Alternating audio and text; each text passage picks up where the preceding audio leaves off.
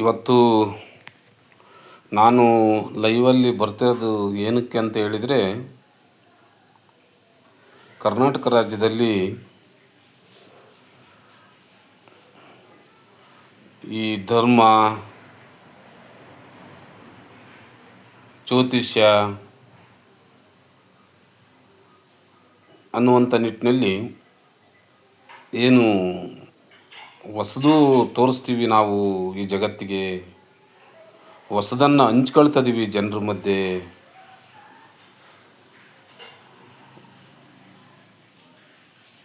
ಜಗತ್ತಿಗೆ ಗೊತ್ತಿಲ್ಲದನ್ನು ನಾನು ಹೇಳ್ತಿದ್ದೀನಿ ಅನ್ನುವಂಥ ಮನಸ್ಥಿತಿಗೆ ಜನಗಳು ಬಂದಿದ್ದಾರೆ. ಆದರೆ ಭಾಳ ಮುಖ್ಯವಾಗಿ ಗೊತ್ತಿರಬೇಕಾಗಿದ್ದ ಸಂಗತಿ ಏನಂತ ಹೇಳಿದರೆ, ಇವತ್ತು ಕರ್ನಾಟಕದಲ್ಲಿ 50 ಶೆಡ್ಯೂಲ್ ಟ್ರೈಬ್ಗಳು ಇರ್ತಕ್ಕಂಥ ಕರ್ನಾಟಕ ರಾಜ್ಯ, ಅದರಲ್ಲಿಯೂ ಕೂಡ ನಮ್ಮ ಮಲೆ ಮಹದೇಶ್ವರ ಬೆಟ್ಟದಿಂದ ದಾಂಡೇಲಿ ತನಕ ಏನು ಸಮುದಾಯಗಳು ಇದ್ದಾವೆ, ಆದಿವಾಸಿ ಸಮುದಾಯಗಳಿದ್ದಾವೆ. ಈ ಕರ್ನಾಟಕ ರಾಜ್ಯದಲ್ಲಿ 49 ಆದಿವಾಸಿ ಸಮುದಾಯಗಳು ಮಲೆ ಮಹದೇಶ್ವರ ಬೆಟ್ಟದಿಂದ ದಾಂಡೇಲಿ ತನಕನೂ ಕೂಡ ನಮ್ಮ ಸಮುದಾಯಗಳು. ಅವನ್ನು ನಾವು ಹೆಸರೇಳಕ್ಕೆ ಬಯಸೋದಾದರೆ ಸೋಲಿಗರು, ಪಂಜೆರೆಯರವರು, ಗೌಡಾಲು, ಮಲೆಕುಡಿಯರು, ಮಾಲೇರು, ಅಸಲರು, ಸಿದ್ಧಿಯರು, ಗೌಳಿಗರು, ಆಲಕ್ಕಿ ಒಕ್ಕಲಿಗರು, ಬೆಟ್ಟದ ಕುರುಬ, ಜೇನು ಕುರುಬ, ಇವೆಲ್ಲ ಸಮುದಾಯಗಳು ಪಶ್ಚಿಮ ಘಟ್ಟದ ಕಾಡಲ್ಲಿ ಜೀವನವನ್ನು ಕಟ್ಟಿಕೊಂಡಿರ್ತಕ್ಕಂಥದ್ದನ್ನು ನಾವು ಗಮನಿಸ್ಬೋದು. ಇದು ಒಂದು ಕಡೆ ಯೋಚನೆ ಮಾಡ್ತಾರೆ. ಇನ್ನೊಂದು ಕಡೆ ಭಾಳ ಮುಖ್ಯವಾಗಿ ನಾವು ಹೇಳ್ಬೇಕಾದ ಸಂಗತಿ ಏನಂತ ಹೇಳಿದರೆ, ಬುಡಕಟ್ಟುಗಳಿಗೆ ಈಗಾಗಲೇ ಕಾಡಲ್ಲಿ ಯಾವ್ಯಾವ ಗಿಡ ಯಾವ ರೋಗಕ್ಕೆ ಯೂಸ್ ಆಗುತ್ತೆ ಅಂತ ಅವ್ರಿಗೆ ಯೂಸ್ ಆಗುತ್ತೆ ಅಥವಾ ಉಪಯುಕ್ತವಾಗುತ್ತೆ ಅನ್ನುವಂಥ ಜ್ಞಾನ ಅವ್ರಿಗೆ ಆಲ್ರೆಡಿ ಮುಂಚೆ ಇತ್ತು. ಇದನ್ನೇನು ನಮ್ಮಂಥವ್ರು ಯಾರು ಏನು ಹೇಳ್ಕೊಡ್ಬೇಕಾದ ಸಂಗತಿ ಏನಿಲ್ಲ. ನಾವು ಕಾಡಲ್ಲಿ ಹೋಗಿ ಅವ್ರ ಹತ್ರ ಕುಳಿತು ಅಧ್ಯಯನ ಮಾಡಲಿಕ್ಕೆ ಪ್ರಾರಂಭ ಮಾಡಿದರೆ ನಾವು ಮೌಖಿಕ ಅಥವಾ ಮುಖಾಮುಖಿ ಕುಳಿತು ಚರ್ಚೆ ಮಾಡಲಿಕ್ಕೆ ಪ್ರಾರಂಭ ಮಾಡಿದರೆ ಅವರೇ ಹೇಳಲಿಕ್ಕೆ ಪ್ರಾರಂಭ ಮಾಡ್ತಾರೆ. ಯಾವ್ಯಾವ ಗಿಡ ಯಾವ್ಯಾವ ರೋಗಕ್ಕೆ ಬರುತ್ತೆ ಅಂತ ಅವ್ರಿಗೆ ಚೆನ್ನಾಗಿ ಗೊತ್ತಿದೆ ಅನ್ನೋದಾದರೆ ಅವರು ಕಾಡೊಳಗಡೆ ಜ್ಞಾನವಂತರು ಅಂತ. ಅಂದರೆ ಈ ಪ್ರಪಂಚ ಭಾಳ ಕಡೆ ಹೇಳ್ತೈತಿ, MBBS ಮಾಡ್ಕೊಂಡು MD ಮಾಡ್ಕೊಂಡು ನಾನು ಡಾಕ್ಟರ್ ಅದೀನಿ ಅಂದರೆ ನಾನೇ ಸರ್ವಶ್ರೇಷ್ಠ, ನಾನೇ ದೇವರು ಅನ್ನುವಂಥ ಕಾಲಮಾನಕ್ಕೆ ಹೋಗಿದ್ದಾರೆ ಜನ. ಆದರೆ ನಮ್ಮ ಬುಡಕಟ್ಟುಗಳು ಕೂಡ ಕಾಡೊಳಗಡೆ ಇದ್ದು ನಾವು ಡಾಕ್ಟ್ರು ಅಂತ ಯಾರಿಗೂ ಹೇಳ್ದಂಗೆ ಸುಮಾರು ಆಯುರ್ವೇದಿಕ್ ಸಸ್ಯಗಳ ಹೆಸರುಗಳನ್ನು ಹೇಳ್ತಾರೆ ಅಂತ. ನಾವು ಚಿಕ್ಕಮಗಳೂರು ಡಿಸ್ಟಿಕ್ಕು ಕೊಪ್ಪದ ಹತ್ರ ಜೈಪುರಕ್ಕೆ ಹೋಗಿ ಜೈಪುರದಿಂದ ಮೆಣಸಿನಡ್ಡಕ್ಕೆ ಹೋದರೆ, ಮೆಣಸಿನಡ್ಡೆಯಲ್ಲಿರ್ತಕ್ಕಂಥ ನಮ್ಮ ಕಾಡು ಹೆಣ್ಣುಮಗಳು ಕಾಡು ಕಿತ್ಲೆ ಹಣ್ಣಿನ ಮರವನ್ನು ನೇರವಾಗಿ ಒಬ್ಬಳೇ ಹತ್ತುತ್ತಾಳೆ ಅಂತ. ಆದರೆ ಇವತ್ತು ನಗರದಲ್ಲಿರ್ತಕ್ಕಂಥವ್ರು ನಾವು ಕರ್ಕೊಂಡೋಗಿ ಮರ ಹತ್ತಿರಿ ಅಂದರೆ ಯಾರೂ ಹತ್ತಲ್ಲ. ಸೊ ನಾನು ಯಾಕೆ ಇದನ್ನು ಹೇಳಕ್ಕೆ ಬಯಸ್ತಿದ್ದೀನಿ ಅಂತ ಹೇಳಿದ್ರೆ, ಇವತ್ತು ನಾವು ಭಾಳ ಚೆನ್ನಾಗಿ ನಮಗೆ ಗೊತ್ತಿದೆ ಅನ್ನುವಂಥ ಪೂಜೆ ಪುನಸ್ಕಾರ ನೈವೇದ್ಯಗಳು ಒಂದು ಕಡೆ, ಇನ್ನೊಂದು ಕಡೆ ನಾನು ಸರ್ಜನ್ ಡಾಕ್ಟ್ರಾಗಿನಿ, ಡಾಕ್ಟ್ರುಗಳದೇ ಒಂದು ಲೋಕ ಆಗಿಬಿಟ್ಟತ್ತೆ. ಇವಾಗ ಡಾಕ್ಟ್ರುಗಳು ದೇವ್ರುಗಳಾಗ್ಬಿಟ್ಟಿದ್ದಾರೆ ಜನಗಳಿಗೆ. ಯಾಕಂದರೆ ಸಾಮಾನ್ಯ ಜನರಿಗೂ ಈಗ ನಗರದಲ್ಲಿ ವಾಸ ಮಾಡೋರಿಗೂ ರೋಗ, ಗ್ರಾಮೀಣ ಭಾಗದಲ್ಲಿ ವಾಸ ಮಾಡೋರಿಗೂ ರೋಗಗಳು ಬರಕಚ್ಚಿದಾವೆ. ಯಾವ ರೋಗಕ್ಕೆ ಯಾವ ಇಂಜೆಕ್ಷನ್ ಕೊಡ್ಬೇಕಂತ ನಾವು ಓದ್ಕೊಂಬಂದಿದ್ದೀನಿ ಅನ್ನುವಂಥ ಮನಸ್ಥಿತಿಯಲ್ಲಿ ಆಗ್ಬಿಟ್ಟಿದ್ದಾರೆ. ಆದರೆ ನಮ್ಮ ಬುಡಕಟ್ಟು ಸಮುದಾಯಗಳು ಯಾವುದನ್ನು ಓದ್ದಂಗೆ ಶೀತಕ್ಕೆ ಯಾವುದನ್ನು ಗಿಡವನ್ನು ಕೊಡಬೇಕು, ಏಡ್ಸಿಗೆ ಯಾವ ಗಿಡವನ್ನು ಕೊಡಬೇಕು, ಕ್ಯಾನ್ಸರಿಗೆ ಯಾವ ಗಿಡ ಒಳ್ಳೆಯದಾಗುತ್ತೆ, ಅಥವಾ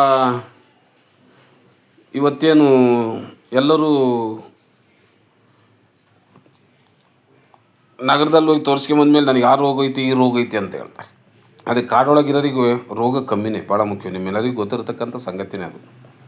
ಯಾಕೆಂದರೆ ಅವರು ತೆಗೆದುಕೊಳ್ಳುವಂಥ ಗಾಳಿಯ ಜೊತೆಗೆ ಅವರು ಅಲ್ಲೇ ಬೇವಿನ ಸೊಪ್ಪು ಇರ್ಬೋದು. ನಾವು ಉದಾಹರಣೆ ತೆಗೆದುಕೊಳ್ಳೋದ್ರೆ ಬೇವಿನ ಸೊಪ್ಪೇ ಇರ್ಬೋದು. ಈಗಲೂ ಬೇವಿನ ಕಡ್ಡಿಯಿಂದನೇ ಹಲ್ಲು ತಿಕ್ತಾರೆ ಅವರು. ಸಿಟಿಯಾಗಿರೋರೆಲ್ಲರೂ ಏನು ಮಾಡ್ತಾರೆ, ಪೇಸ್ಟ್ನಾಗ ಹಲ್ಲು ತಿಕ್ತಾರೆ, ಪೇಸ್ಟಾಗಿ ಬ್ರಷ್ ತಗೊಂತಾರೆ.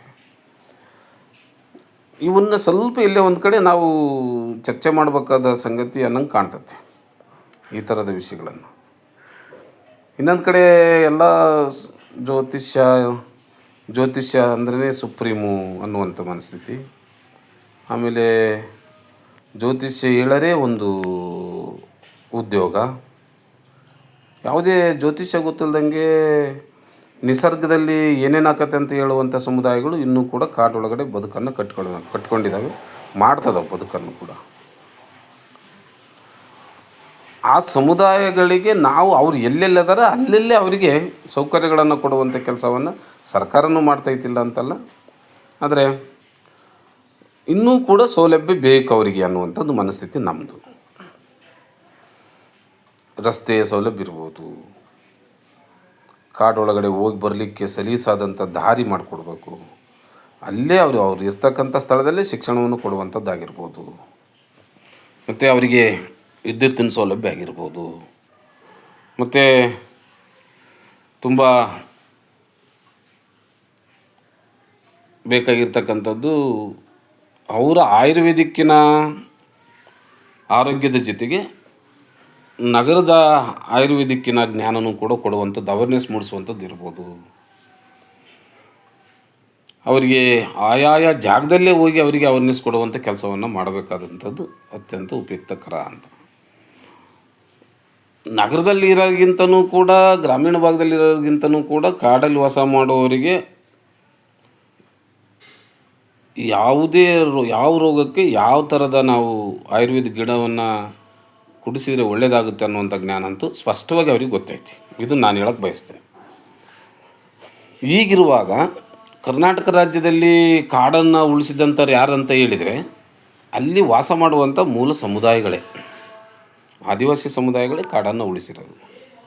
ನಾವೇನಿವತ್ತು ಫಾರೆಸ್ಟ್ ಇಲಾಖೆಯವ್ರು ಕಾಡು ಉಳಿಸಿದ್ದಾರೆ ಅಥವಾ ಅವರು ಸರ್ಕಾರ ಸಂಬಳ ತಗೊಂಡು ಕಾಡು ಉಳಿಸಿದ್ದಾರೆ ಅಂತ ಹೇಳ್ತೀವಲ್ಲ, ಅದು ಅಪ್ಪಟ ಸುಳ್ಳು. ಯಾಕಂತೇಳಿದ್ರೆ ಬೆಲೆ ಬಾಳುವಂಥ ಮರಗಳನ್ನು ರಾತ್ರೋರಾತ್ರಿ ಇಲ್ದಂಗೆ ಮಾಡುವಂಥ ಅಧಿಕಾರಿ ವರ್ಗ ಇರೋದ್ರಿಂದ ಕಾಡೊಳಗಡೆ ಇವತ್ತು ಅರಣ್ಯ ಅನ್ನೋದು ಒಂದು ಸಂಪತ್ತು ಅನ್ನುವಂಥ ಜ್ಞಾನ, ಅರಣ್ಯದಲ್ಲಿ ಎಲ್ಲ ಸಿಗುತ್ತೆ ಅನ್ನುವಂಥ ಜ್ಞಾನ ನಿಮ್ಗೆ ಭಾಳ ಆಶ್ಚರ್ಯ. ಅಂದರೆ ಇವತ್ತು ನಗರದಲ್ಲಿ ಮತ್ತು ಗ್ರಾಮೀಣ ಭಾಗದಲ್ಲಿ ಈ ಟೊಮೆಟೊ ಹಣ್ಣನ್ನು ಹುಳಿಗೆ ಬಳಸ್ತಾರೆ, ಆದರೆ ಕಾಡೊಳಗಡೆ ವಾಸ ಮಾಡುವಂಥ ಸಮುದಾಯಗಳು ಈಗಲೂ ಕೂಡ ಹುಳಿ ಮರದ ಹಣ್ಣನ್ನೇ ಬಳಸುವಂಥದ್ದನ್ನು ನೋಡ್ತೀವಿ. ಮತ್ತು ಅವರ ದಿನನಿತ್ಯ ಬಳಸುವಂಥ ಚಕ್ಕೆಗಳಾಗಿರ್ಬೋದು, ಅವೆಲ್ಲವೂ ಕೂಡ ಇವತ್ತು ನಗರದಲ್ಲಿ ಬಾಟ್ಲಲ್ಲಿ ಹಾಕಿ ಪೇಟೆಂಟ್ ಮಾಡಿ ಮಾರಾಟ ಮಾಡುವಂಥದ್ದನ್ನು ನಾವು ನೋಡ್ತಾ ಇದ್ದೀವಿ. ಈಗ ನಾವು ಯೋಚನೆ ಮಾಡೋದಾದರೆ ಜ್ಯೋತಿಷ್ಯ, MBBS MD ವೈದ್ಯ ಪದ್ಧತಿಗಳು ಏನಂತ ಅಂದ್ಕೊಂಡಿದ್ವಿ ನಾವು, ನಗರದ ವೈದ್ಯ ಪದ್ಧತಿ, ಇವೆಲ್ಲವನ್ನು ನೋಡಿದರೆ ಕಾಡೊಳಗಡೆ ವಾಸ ಮಾಡುವಂಥ ಸಮುದಾಯಗಳಿಗೆ ತುಂಬ ಹತ್ತಿರ ಅದಾರ ಇವರೆಲ್ಲರೂ. ಯಾರು ಹೇಳಲ್ಲ ಅಷ್ಟೇ. ನಾವು ಕಾಡಲ್ಲಿ ಬೆಳೆದಿರೋದನ್ನು ಇವರು ಏನಾರ ಔಷಧಿ ಮಾಡೋಕ್ಕಾಗತ್ತೇನ್ರಿ? ಎಲ್ಲರೂ ಉಂಟೆ? ಕಾಡೊಳಗಡೆ ಕಾಡುತ್ಪನ್ನಗಳೇ ಇಲ್ದಂಗೆ ಯಾವ ಔಷಧಿಯನ್ನು ಕಂಡುಹಿಡಲಿಕ್ಕೆ ಸಾಧ್ಯವಿಲ್ಲ.